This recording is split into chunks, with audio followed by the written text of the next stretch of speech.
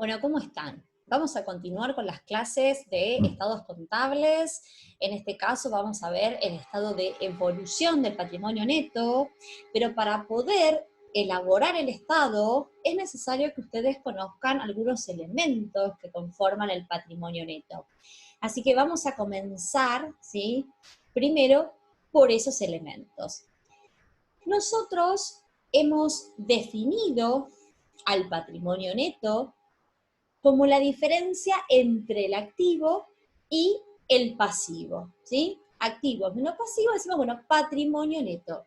Y también hemos visto que el patrimonio es la proporción del activo que le corresponde a los dueños o propietarios de un ente u organización. Y también habíamos visto que esa palabra neto viene de la forma de cómo se determina su importe activo menos pasivo, ¿sí? También hemos visto una clasificación y nosotros decíamos, bueno, en realidad el patrimonio neto se clasifica en dos grandes grupos o rubros que son el capital y los resultados. Bueno, ahora vamos a ahondar un poquito más y en lugar de llamarlos así, vamos a decir que el patrimonio neto se divide en dos grandes grupos o rubros que se denominan aportes de los propietarios y resultados acumulados, ¿sí? Aportes de los propietarios y resultados acumulados. Dentro de cada uno de estos grupos podemos tener lo siguiente. Dentro de aportes de los propietarios, puede ser que esos aportes estén capitalizados o no capitalizados, ¿sí? Si son capitalizados, vamos a tener acciones en circulación, en el caso de que sea una sociedad anónima, porque eso es lo que va a definir el capital de ese tipo de entes. O tendremos capital suscripto, capital social, en caso de que se trate de una SRL o una sociedad colectiva. Y también podemos tener aportes no capitalizados, ¿sí? Y dentro de esos aportes no capitalizados podríamos encontrar los aportes irrevocables, las primas de emisión, el ajuste al capital. Y dentro de los resultados acumulados, ¿qué podemos encontrar? Ganancias reservadas o reservas y resultados no asignados. Respecto de los primeros elementos que mencionamos, ¿sí? Como aportes de los propietarios, que ahora los vamos a ver, hay uno que ustedes sí ya conocen, por supuesto el capital, pero hay otro que es el ajuste al capital, que ustedes saben cuándo surgía y cuándo era. ¿Se acuerdan cuando vimos estados, modelos contables? Dentro de modelos contables, lo que veíamos era que toda partida que no esté expresada en moneda de cierre tiene que ser corregida por inflación, ¿sí? Entonces el capital era una de esas partidas que no se encontraba medido en moneda de cierre que teníamos que corregir por inflación. Cuando lo corregíamos por inflación, por diferencia entre ese capital al valor antes de la reexpresión y este capital luego de la reexpresión por inflación, de esa corrección, obteníamos el rayo RECPAM. Entonces, el rayo RECPAM lo íbamos a debitar y íbamos a acreditar la cuenta ajuste al capital. Ese es el elemento que estamos haciendo referencia. ¿Y por qué acreditábamos ajuste al capital? Bueno, lo acreditábamos porque les comentamos que había normas técnicas y legales que determinan que el capital debe ser presentado en términos nominales. Bueno, ahora sí, después de esta introducción respecto de la clasificación de elementos que podemos encontrar dentro del patrimonio neto, vamos a abordar cada uno de ellos. Respecto del capital, que ya es un tema conocido por ustedes, ¿sí?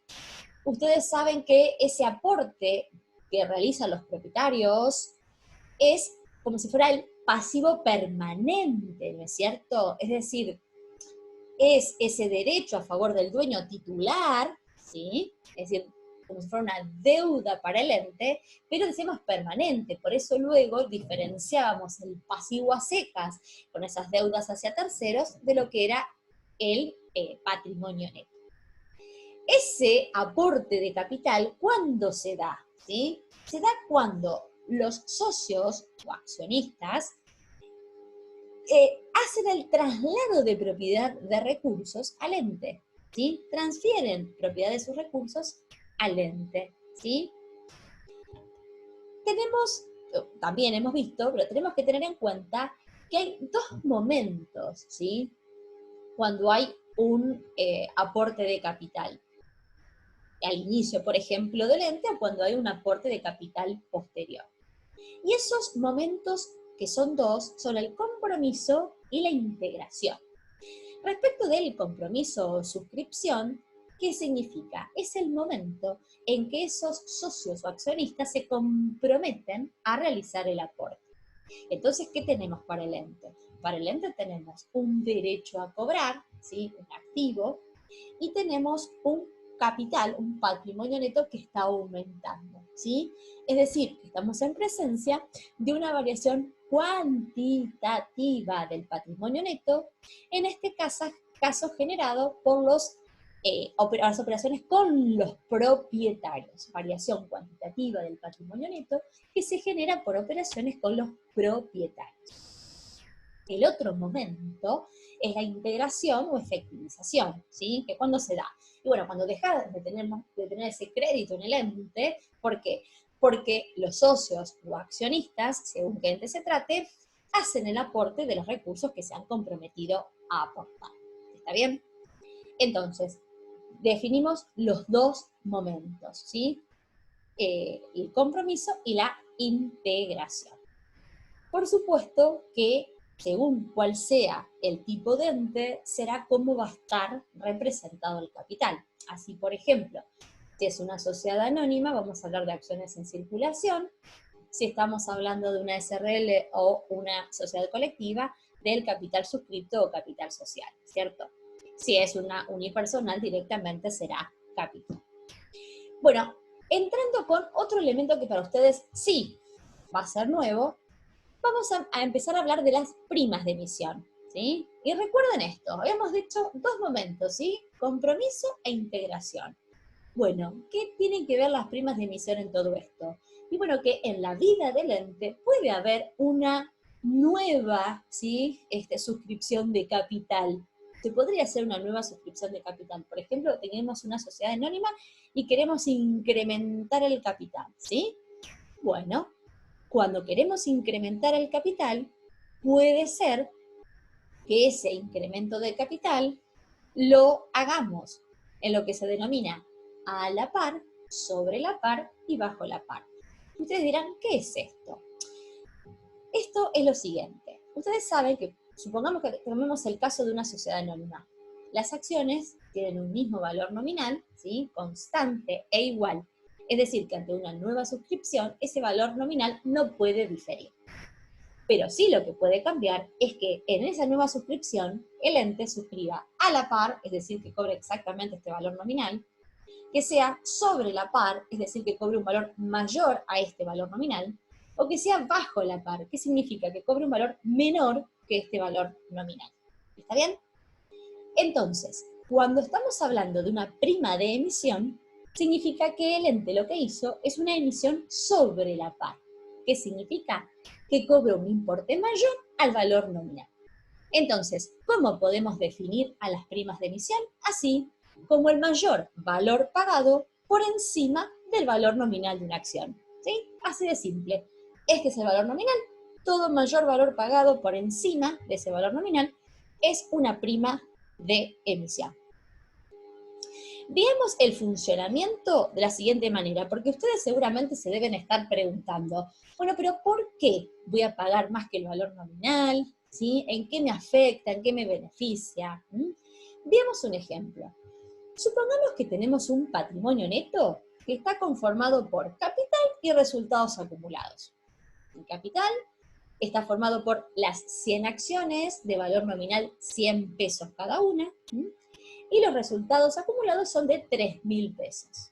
Quiere decir que hasta ese momento el patrimonio neto es de 13.000 pesos. ¿Está bien? Ahora bien, si les pregunto, ¿cuál es el valor nominal de la acción? Y bueno, cada acción va a tener un valor nominal de 100 pesos cada una. Ante una nueva emisión de acciones, el valor nominal de esas acciones será de 100 pesos cada una. ¿Ok? Ahora, ¿Habrá algún otro valor que tengamos que determinar? Hay otro valor, que es el valor contable, el valor de libros, ¿sí? El valor patrimonial de las acciones, y está dado por el valor total del patrimonio neto, en este caso 13.000 pesos, dividido la cantidad de acciones ordinarias que tiene el ente, ¿sí? En este caso, 13.000 pesos de patrimonio neto, dividido 100, ¿sí?, acciones, nos da un valor de 130 pesos por acción, ¿sí? Valor patrimonial, 130 pesos por acción. ¿Qué pasa si ahora realizamos una nueva suscripción de acciones y la hacemos a la par? Es decir, cobramos exactamente el valor nominal. Veamos qué sucede. Emitimos nuevas acciones, 50 acciones más, a un valor de 100 pesos cada una, porque ese no puede cambiar. Si quieren, ¿cómo hubiese sido la registración? Si es una sociedad anónima, accionistas, acciones en circulación, ¿sí? Y después no importa cuándo se haga la integración. ¿Qué pasa con el patrimonio neto entonces? Y lo que pasó es que teníamos 10.000 de capital, se hace una nueva suscripción, ¿sí?, por 5.000, quiere decir que el capital de este ente queda en 15.000 pesos. Más los resultados acumulados, ¿sí?, que ya venían de antes, 3.000 pesos y que no se ven modificados. En total tenemos un patrimonio neto de 18.000 pesos, ¿sí? Si les pregunto, ¿valor nominal de cada acción cuál será? Y bueno, va a seguir siendo 100 pesos cada una, no cambió, ni las anteriores ni las nuevas. Todas tienen un valor nominal de 100 pesos cada una. Ahora, ¿cuál será el valor patrimonial de cada acción? Bueno, ese patrimonio neto de 18.000 lo vamos a dividir por las 150 acciones y nos va a dar que ahora el valor patrimonial de cada acción es de 120 pesos cada una. 120 pesos cada una. ¿Qué pasó acá?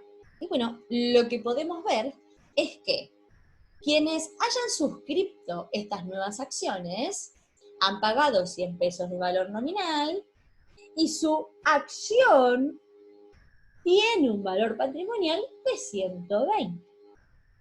Quienes no hayan suscrito a esta nueva suscripción de acciones y esta nueva integración de acciones, este nuevo aumento de capital, tenían acciones por valor patrimonial de 130 y posterior a esta nueva emisión de acciones, el valor patrimonial de cada acción es de 120.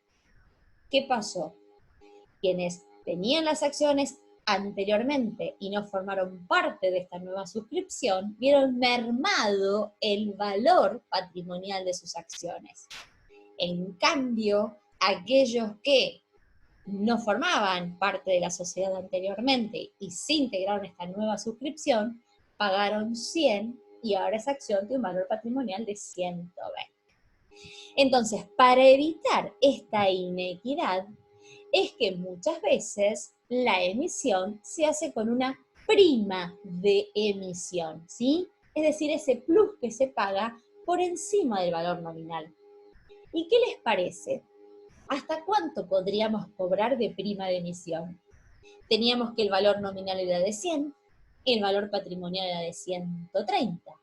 Quiere decir que si queremos que sea equitativo, quienes suscriban estas nuevas acciones deberían pagar 130 pesos cada una. 100 de capital, 30 de prima de emisión. Si eso es lo que sucede, entonces fíjense cómo quedaría el patrimonio. El capital, por supuesto, que quedaría en 15.000 pesos, 10.000 de capital anterior, más 5.000 de esta nueva suscripción. Prima de emisión por 1.500. ¿Y de dónde surge? De las 50 acciones a 30 pesos cada una, que estoy pagando de más. Y los resultados acumulados, que son los que ya teníamos. Si sumamos el patrimonio neto, nos va a dar 19.500 pesos. Dividido esos 19.500 por las 150 acciones ordinarias, que hoy tiene el ente, llegamos a un valor patrimonial de cada una de 130. Es decir, que si en lugar de ser la suscripción a la par hubiera sido sobre la par, esa inequidad que habíamos visto anteriormente no se da, ¿sí? Esa es una prima de emisión, es el mayor valor que se paga por encima del valor nominal, y ese es el porqué o el motivo, ¿sí?, de su existencia, ¿sí? Solamente a título informativo, ¿cómo hubiésemos hecho el registro? Bueno, accionistas, ya ahora no por 5.000 pesos, sino por 6.500, ¿por qué? Porque 5.000 es de capital, pero tenemos 1.500 de prima de emisión, ¿sí? Bueno, obviamente que cuando se haga la integración, daremos de baja, ¿sí?, a accionistas y daremos de alta el recurso que hayan integrado. Si es en este caso efectivo, será caja. Si hubiese sido con transferencia bancaria, podría haber sido banco. ¿Está bien? Bueno, si se entendió esto, vamos a pasar entonces a los aportes irrevocables, ¿sí? O aportes irrevocables a cuenta de futura suscripción de acciones o de cuotas, según que sea una sociedad anónima o una SRL, ¿sí? ¿Qué es esto de aportes irrevocables?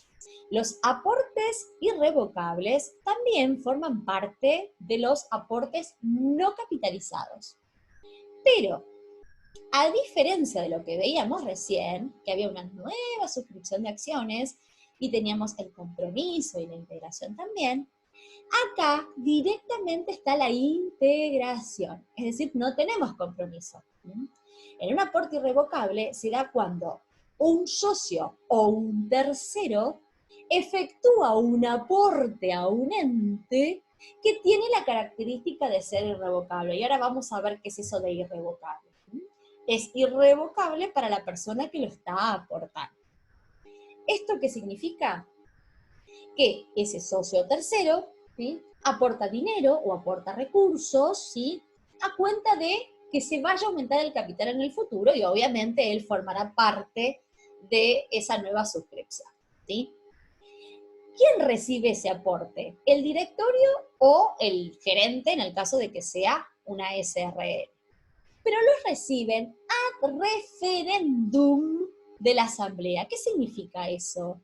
Que a consideración de lo que resuelva la asamblea es el órgano volitivo o reunión de socios según cual sea el tipo societario. Entonces, quienes van a tener la potestad de determinar si efectivamente van a aceptar esos aportes y se van a capitalizar, va a ser ese órgano volitivo, asamblea o reunión de socios. ¿Bien? Entonces, el directorio o el gerente recibe, pero hasta ese momento no se había tomado la decisión de hacer un incremento en el patrimonio, un incremento en el capital del patrimonio. ¿Y por qué son irrevocables? Porque quien efectúa el aporte se compromete, mediante escritura pública, a no reclamarlos. Es decir, ¿cómo sería esto? Se hace un instrumento, que es una escritura pública, ahí se compromete a realizar el aporte, también se estipula aproximadamente la fecha en que se va a reunir la asamblea, y si el nuevo aporte va a ser con prima de emisión o no, por ejemplo, ¿sí? ¿Y qué pasa? Y bueno, puede ser que la sociedad, ¿sí?, que sea una SRL o la sociedad anónima, reunidos en asamblea, luego determinen si los van a aceptar o no, ¿sí? Entonces, es irrevocable porque la persona que los aporta no puede reclamarlos. Obviamente no puede reclamarlos hasta tanto y en cuanto no se reúne ese órgano volitivo. Una vez que ese órgano volitivo se reúne, se acepta este aporte irrevocable, entonces sí se van a comenzar los trámites para hacer la nueva emisión de acciones. ¿Está bien?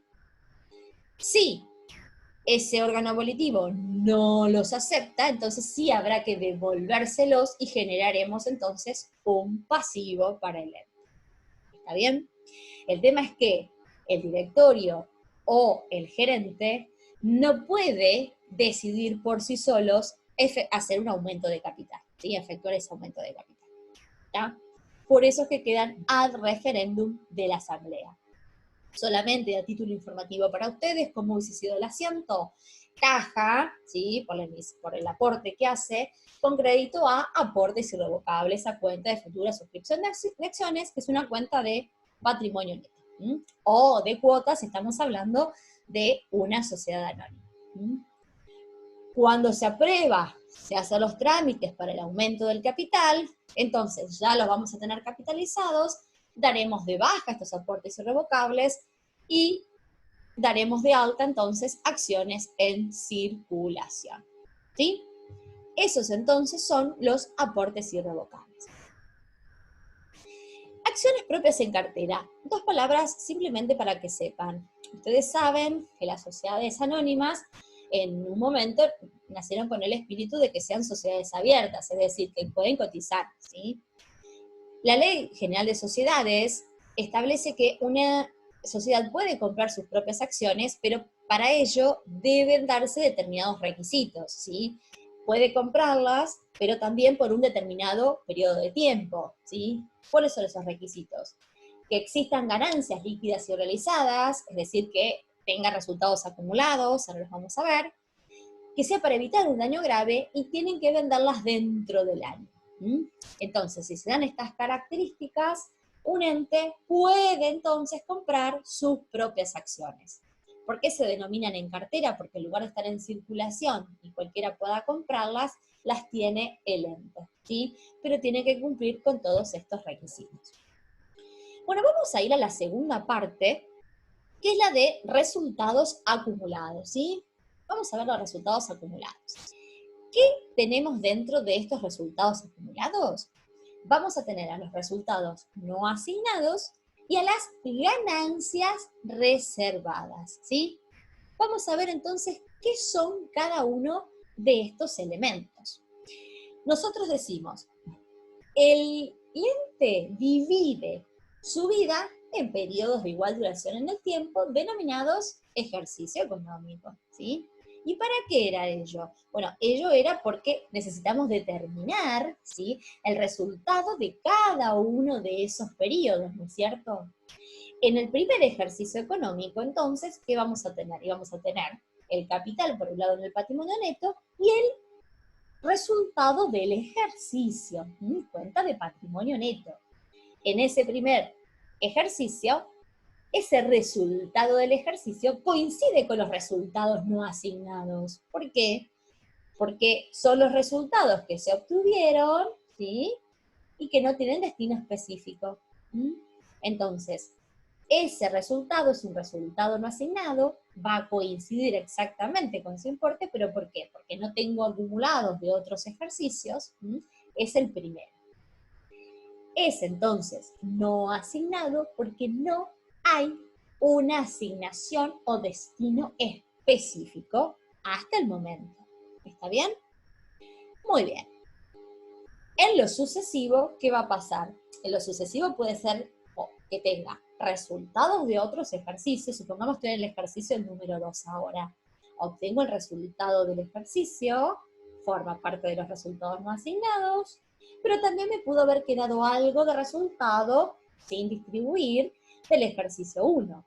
Entonces, los resultados no asignados se van a conformar de el resultado del ejercicio 2 más los resultados no asignados que quedaron pendientes del ejercicio número 1. ¿Sí? Entonces, ¿qué van a conformar los resultados no asignados? El resultado del ejercicio corriente, es decir, del periodo que estamos cerrando, más los resultados de ejercicios anteriores que todavía no han tenido una asignación específica. Esos son los resultados no asignados. Obviamente que el ente puede decidir dejarlos ahí, dejarlos en el patrimonio neto, ¿sí?, como formando parte del patrimonio neto, pero ahí, sin distribución, o quizá puede decidir capitalizarlos, ¿sí?, dejarlos en el patrimonio neto también, pero en lugar de resultados no asignados, buscarle la forma de capitalizarlos, ¿sí?, de capitalizarlos, ¿sí?, y que entonces quizá mejora un poco la exposición. ¿Y por qué decimos esto? Imagínense un ente que tenga 100.000 pesos de capital y 1.000.000 de resultados no asignados. ¿Sí? Total del patrimonio neto, 1.100.000. Otro ente que tenga 1.000.000 de capital y 100.000 solamente de resultados no asignados. Total del patrimonio neto, 1.100.000, ¿no es cierto?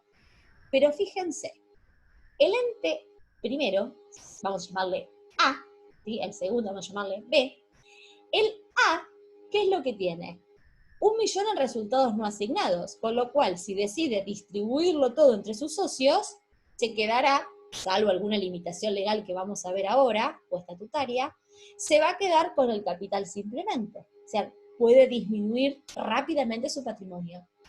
En cambio, el ente B, si tiene 1.000.000 en capital y 100.000 en resultados no asignados, a lo sumo, salvo de nuevo alguna limitación o restricción que vayamos a ver ahora, distribuye esos resultados y entonces no se descapitaliza, ¿sí? No baja bruscamente su patrimonio. ¿Se entiende esto? Entonces, quizá si lo que el ente quiere es que permanezcan en el ente, lo ideal sería capitalizarlos. ¿Mm? Bueno, dado que tenemos resultados no asignados, ¿qué es lo que pueden decidir los socios reunidos en reunión de socios o en asamblea, ¿sí? Si estamos hablando de una SA?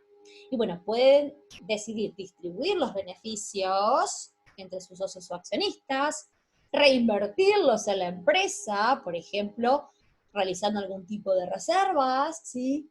Pueden absorber quebrantos, pueden capitalizarlos, como habíamos dicho recién, ¿sí? Bien, entonces, vamos a ver qué es lo que podríamos hacer. Ahí tenemos dividendos a los accionistas. ¿Y dividendos cómo? ¿Qué serían esos dividendos? Y bueno, es la utilidad, ¿sí? La utilidad que obtiene el ente y que la va a repartir entre los socios o accionistas, ¿sí? Sus socios, ¿sí? Las personas que forman parte del ente. Si, como dice ahí, decide distribuir dividendos en acciones, ¿qué es lo que está haciendo? A ver, veamos. Teníamos dos grupos, ¿sí? Dos rubros dentro del patrimonio neto. Aportes de los propietarios, resultados acumulados. Dentro de los resultados acumulados teníamos el resultado no asignado. Y ese resultado no asignado, lo que vamos a hacer es decir, bueno, va a venir acá, ¿sí? Vamos a distribuir dividendos, esas ganancias, las vamos a convertir en acciones. Entonces, del lado de resultados pasa al lado de los aportes. ¿Está bien? ¿Qué existió en el patrimonio neto? Existió una variación de tipo cualitativa, porque cambié, si quieren, un patrimonio neto por otro. Pero no merma, ni aumenta, por supuesto, es decir, que mantiene su cuantía. Esa es una variación de tipo cualitativa. Lo que estamos haciendo entonces es, dentro del patrimonio neto, cambiar un patrimonio neto por otro. ¿Vamos hasta acá? Pero eso en el caso que decida distribuirlos, por ejemplo, en acciones. Ahora, ¿qué pasa si decide distribuir dividendos, pero en efectivo o en especie? ¿Qué significa esto? Distribuir esa ganancia dándole dinero a los socios o accionistas o distribuirlo en especie. Supongamos que nos dedicamos a fabricar computadoras, bueno, le vamos a dar notebook a los socios en proporción a su aporte. Eso significa un dividendo en acción. Entonces, ¿qué estamos haciendo acá? De nuevo, aportes y resultados. Hoy decíamos, con los dividendos en acciones, de resultados pasaban aportes. Pero ahora de resultados están pasando a ser un pasivo. Es decir, me estoy comprometiendo a entregarles ahora alguno de estos recursos, o efectivo o algún bien. Con lo cual, el patrimonio neto merma, ¿sí? Merma, disminuye. Algo que era patrimonio neto, resulta que ahora se va a convertir en un pasivo. En un pasivo. Por lo tanto, estoy en presencia de una variación patrimonial cuantitativa con los propietarios, ¿sí? Por operaciones con los propietarios. Si quieren, ¿cómo sería la registración? Resultado no asignado, ¿sí? Esos resultados pendientes de asignación, va a bajar. ¿Por qué va a bajar? Porque lo distribuí, ¿sí? ¿Y en qué lo distribuí?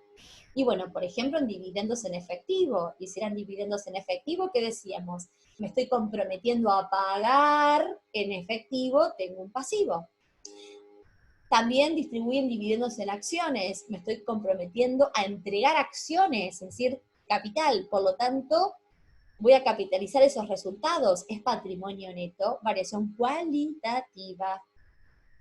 Y si tengo dividendos en especie, también, ¿sí? Disminuye el patrimonio neto porque es un pasivo, ¿sí? Dividendos en especie. Es decir que, bueno, acá tienen una valorización, por ejemplo, ¿sí? 4.000, 4.000 y 4.000. Si quisiéramos decir, bueno, ¿cuál es la variación cuantitativa, ¿sí? Neta en este ejemplo por la distribución? Y bueno, sería de 8.000 que bajó el patrimonio neto por los dividendos en efectivo y los dividendos en especie. Porque la otra es simplemente cualitativa. ¿Vamos hasta acá? Dentro de los resultados acumulados, habíamos dicho resultados no asignados, aquellos que están pendientes de asignación, no tienen un destino específico, y ganancias reservadas, ¿sí? O reservas. ¿Qué es esto? Y fíjense bien, nosotros obteníamos el resultado de un ejercicio, ¿sí? Inmediatamente decimos, es un resultado no asignado. ¿Por qué? Porque todavía no tiene un destino. Ahora, ese resultado no asignado, le voy a dar un destino. ¿Cuál va a ser? Formar una reserva. Escuchen esto. Ese resultado pasa a formar parte de una reserva. Entonces, ¿qué es una reserva? Es una ganancia retenida, ¿sí? Eso es una reserva. Es una limitación, si quieren, a la distribución de resultados, ¿sí? Restringe la distribución de resultados. ¿Por qué? Supongamos que tenemos un resultado del ejercicio de 100.000 pesos, ¿sí? Y supongamos, ahora lo vamos a ver más adelante, que por disposiciones legales tenemos que constituir una reserva legal, ¿sí? Con el 5% de ese resultado. Entonces, ¿podemos distribuir los 100.000 entre todos? No. ¿Cuánto vamos a poder distribuir? Vamos a poder distribuir 100.000 menos esa reserva, 5.000. Entonces, nos quedan 95.000 para distribuir entre todos nosotros. ¿Esos 5.000 qué son? Son resultados, que los dejo apartados, que no los puedo tocar, no los puedo distribuir, ¿sí? ¿Por qué les hago hincapié en esto? Porque no es dinero que estamos separando, son resultados, ¿sí? Que apartamos y no los distribuimos, ¿eh? Eso es una reserva, cuando estamos hablando de una reserva en contabilidad. Cuando el ente en una reunión de socios, ¿sí? O en una asamblea se decide constituirla, estamos hablando de constitución, ¿sí? De reservas. Entonces, ¿qué es una reserva? Es toda ganancia que se separa para distribuir su distribución, ya sea por voluntad de los socios o por una obligación legal o contractual. Son ganancias retenidas, ahí lo tienen, para proteger el capital de quebrantos u otras razones determinadas. ¿Por qué? ¿Qué significa esto? Nosotros sabemos que el patrimonio sería como prenda común de los acreedores, ¿no es cierto?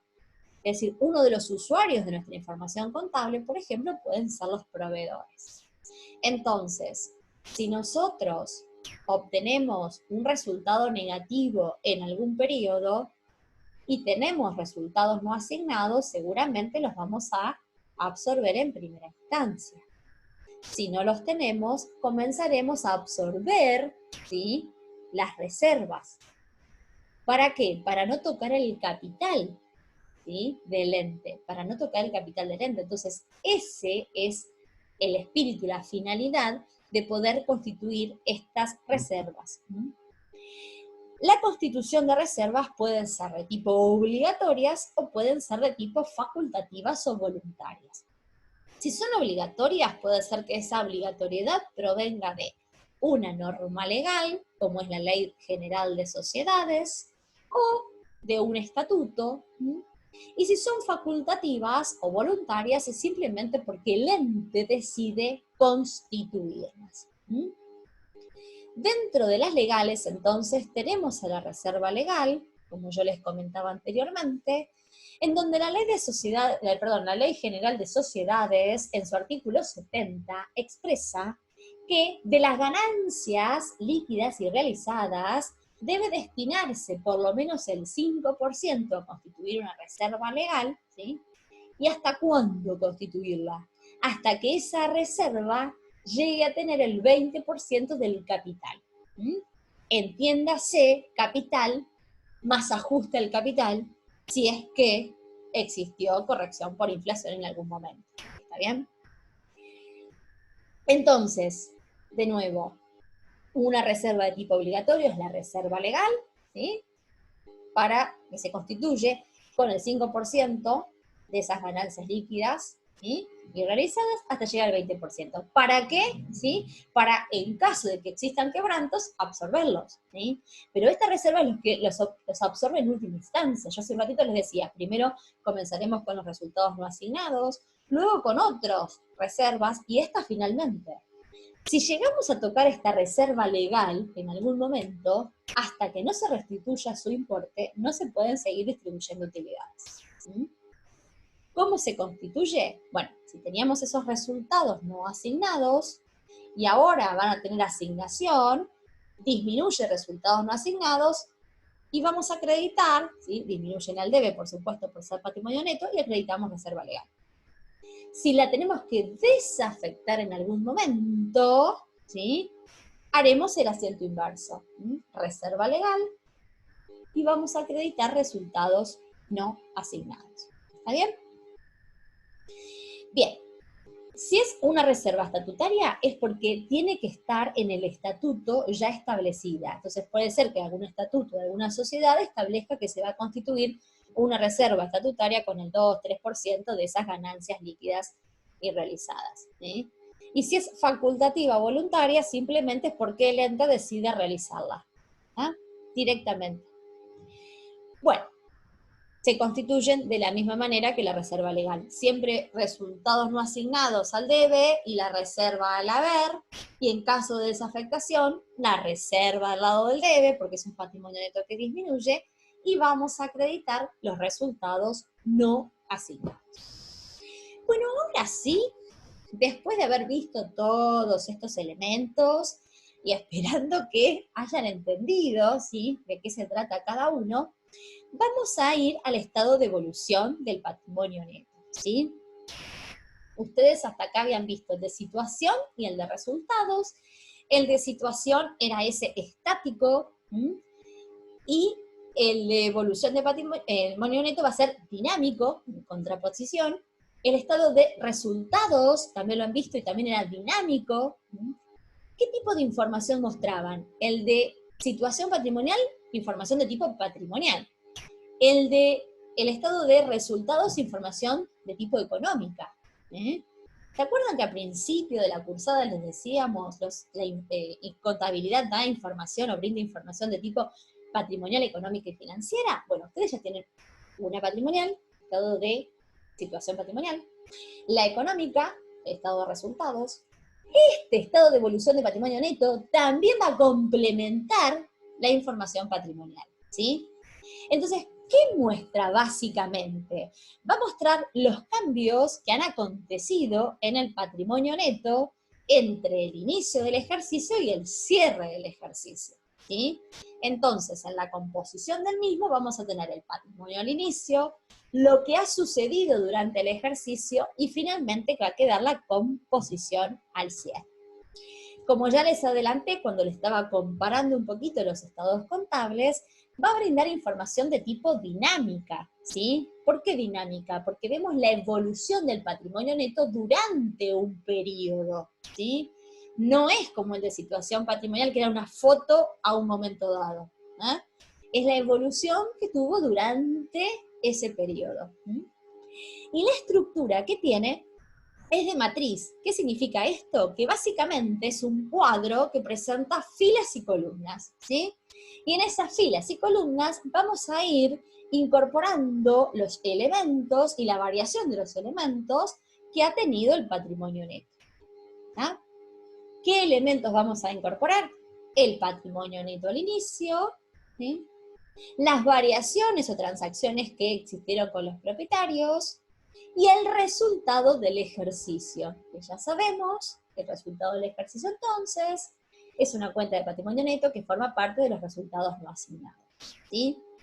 Por supuesto que luego tendremos, por defecto, patrimonio al inicio, todas las variaciones, nos quedarán la composición final del patrimonio neto. ¿Cómo es la estructura de acuerdo a las normas contables? Miren, es esta, ¿sí? Les decía hace un ratito, tiene forma de matriz porque tiene filas y tiene columnas. ¿Vieron que recién estuvimos hablando de los elementos que formaban parte del estado de evolución del patrimonio neto? Bueno, miren acá. Tenemos aportes de los propietarios, resultados acumulados, ¿sí? Y por supuesto, la información, que ustedes ya saben, tiene que ser presentada en forma comparativa. ¿Ah? ¿Qué tenemos dentro de los aportes de los propietarios? Miren, capital, ajuste al capital, aportes irrevocables, primas de emisión, total de la parte de aportes de los propietarios. Y de la parte de resultados acumulados, bueno, fíjense, las ganancias reservadas o reservas, los resultados no asignados, y también hay una columna de resultados diferidos, pero que no la vamos a tocar en este momento, simplemente, si quieren, son resultados que en lugar de tomarlos como tales en los periodos en que se suscitan, se los difiere, ¿sí? Se los toma como patrimonio neto. ¿Ah? Entonces, aporte de los propietarios, resultados acumulados, ¿sí? Y dentro de cada uno, las clasificaciones que hemos visto. Por supuesto que cada ente va a poner los elementos que le competan, ¿no es cierto? Incluso si estamos hablando de un ente sin fines de lucro, por supuesto que va a tener flexibilidad y va a verse modificado, ¿no es cierto?, esta estructura. Como les decía, comenzaremos con los saldos al inicio del ejercicio, saldo de capital, saldo de reservas, de resultados no asignados, modificación a los saldos de inicio. ¿Recuerdan cuando vimos en estados contables la información general que veíamos que podía existir una modificación a los resultados de ejercicios anteriores? Por ejemplo, si había un error o una omisión, y lo corregíamos con esa cuenta que era área ajuste de los resultados de ejercicios anteriores. Bueno, si eso sucede, se modificará, por supuesto que afectará a los resultados no asignados, y sacaremos entonces, a partir de ahí, los nuevos saldos iniciales. Si no existió, entonces no pondremos nada. Y luego iremos viendo cada una de las operaciones con los propietarios que hayan afectado el patrimonio neto. Y así podemos tener suscripción de acciones, por ejemplo, capitalización de los aportes irrevocables, distribución, ¿sí? ¿De qué? De reserva legal, de otras reservas, dividendos, fíjense, en efectivo, en acciones, aportes irrevocables, desafectación de reservas, y finalmente el resultado del ejercicio, esa pérdida o ganancia del ejercicio. ¿Ven? ¿Se dan cuenta por qué antes teníamos que abordar cada uno de estos elementos? Bueno, ahora teniendo en cuenta esos elementos, podemos sí confeccionar este estado de evolución del patrimonio neto, ¿sí? Sintéticamente, resumiendo, es un estado dinámico, es un estado básico para las normas contables, técnicas y profesionales, ¿sí? Y que nos muestra básicamente la evolución del patrimonio neto durante un periodo. ¿Ah? Un esquema simplificado, si quieren, aportes capitalizados o no, resultados acumulados, reservas y resultados no asignados. Vamos a ver un ejemplo, así vemos cómo conformamos este estado, cómo lo presentamos. Dice, el patrimonio de la empresa Conta Sociedad Anónima arrojó el 31 de diciembre de 2018 los siguientes saldos. Entonces tenemos acciones en circulación 20.000, reserva legal 2.000, resultados no asignados 30.000. Esto entonces constituye el patrimonio neto al cierre anterior, que sería el inicio del nuevo ejercicio, ¿está bien? Durante este nuevo ejercicio, lo único que sucedió fue una distribución de resultados en asamblea en 5.000 en reserva legal, 6.000 dividendos en efectivo, 2.000 en acciones a emitir por distribución de dividendos, ¿sí? Es decir, dividendos en acciones. Y se tuvo un resultado del ejercicio de 5.000. ¿Cómo hacemos entonces con esta información para elaborar el estado de evolución? Vamos a ese cuadro de matriz, filas y columnas y vamos a tener básicamente que dividir en aportes y resultados acumulados. Dentro de los aportes que vamos a tener las acciones en circulación y también podemos tener acciones a emitir en dividendos, ¿sí? Dentro de los resultados acumulados, la reserva legal y resultados no asignados. Si tendríamos otras reservas, podríamos poner reservas, legal y otras reservas. ¿Está bien? Y vamos a transcribir los saldos. ¿Qué saldos teníamos? Teníamos 20.000 de acciones en circulación o capital al inicio, 2.000 en reserva legal y 30.000 en resultados no asignados. Esto hace que el patrimonio neto al inicio sea de 52.000 pesos. Luego decíamos que la única variación patrimonial tenía que ver con esa distribución de utilidades. Y entonces distribuimos reserva legal, dividendos en efectivo, dividendos en acción. Por supuesto que esta distribución, ¿de dónde sale? ¿Qué es lo que vamos a disminuir? Vamos a disminuir los resultados no asignados. ¿En cuánto? Reserva legal, en 500 pesos, ¿sí? 500 pesos, dividendos en efectivo en 6.000, dividendos en acciones o acciones a emitir por 2.000. Ahora, vamos a ver cada una de estas variaciones, ¿no?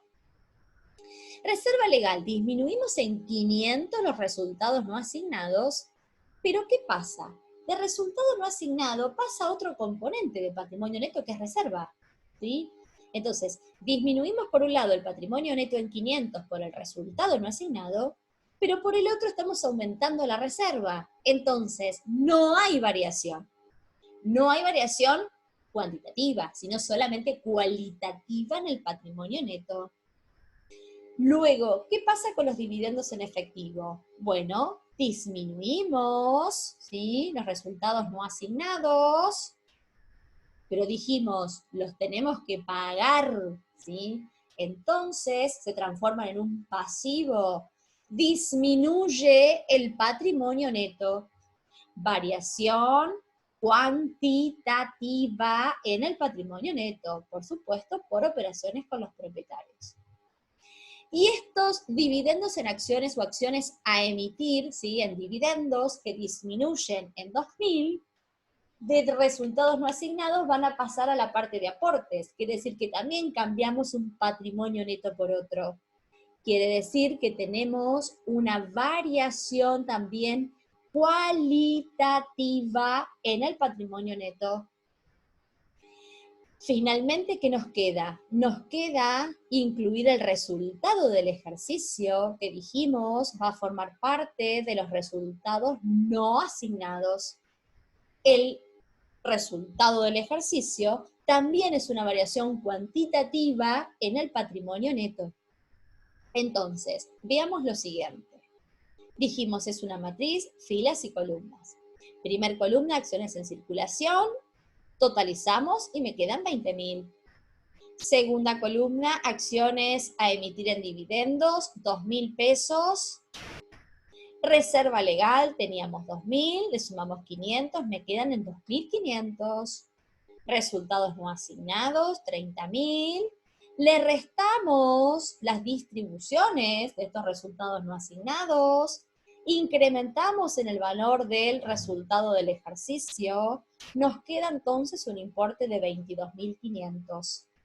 Si sumamos cada una de estas columnas, llegamos a 51.000. Ahora, si sumamos la columna de total, 52.000 menos 6.000 menos 5.000, ¿sí? Menos 6.000 más 5.000, llegamos a 51.000. Quiere decir que en esta matriz, la suma de estas columnas y de estas filas nos debe dar exactamente lo mismo. Ese valor de 51.000 es el que en el estado de situación patrimonial va a figurar cuando dice patrimonio neto según estado respectivo. Ese importe debe coincidir.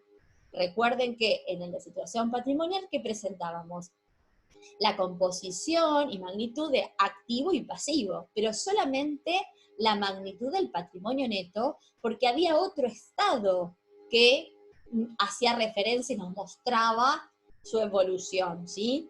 Bueno, es este, ¿está bien? Así que en ese estado de situación patrimonial, la magnitud del patrimonio neto nos debería dar 51.000 pesos.